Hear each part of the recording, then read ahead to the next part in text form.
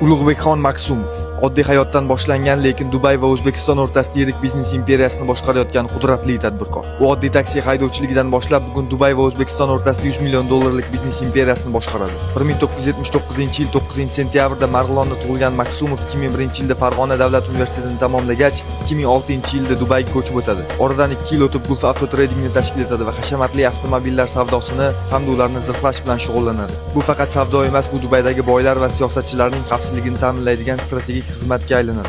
2012-yilda Dubayda 157 ming kvadrat fut maydonga ega Incas Vehicle zavodini ishga tushiradi. Bu zavod oyiga 50 ta zirhli transport vositasini ishlab chiqaradi va 2013-yildan beri 150 million dollardan ortiq mashinalar sotgan. Mashinalar nafaqat Birlashgan Arab Amirliklarida, balki Yevropa va Afrikadagi maxsus xizmatlar tomonidan ham xarid qilinadi. Moliyaviy qudrati ham e'tiborga loyiq. Kapitali 100 million dollar atrofida baholanadi. Kompaniyalarning yillik daromadi esa manbalarga qarab 1,5 million dollar oralig'ida. Ijtimoiy tarmoqdagi faoliyati ham unga yiliga 1,7 million dollar qo'shimcha daromad keltiradi. Maksumovning shaxsiy hayoti ham hashamat ramziga aylangan. Uning qo'lida Richard Mille soatlari eng oddiy modeli 100 ming dollardan boshlanadigan, limitlangan narsalar esa 4 million dollarga auksionlarda sotiladigan soatlar. Bu aksessuarlar nafaqat vaqtni, balki boylik va ta'sir doirasini ham ko'rsatadi. Ulug'bekxon Maksumov ochgan zavodlar, ko'tarilgan loyihalar va ortidagi kapital uning haqiqiy qudratini ko'rsatadi. Maksumovning izi iqtisodiy tizim va xavfsizlik bozorida aniq seziladi.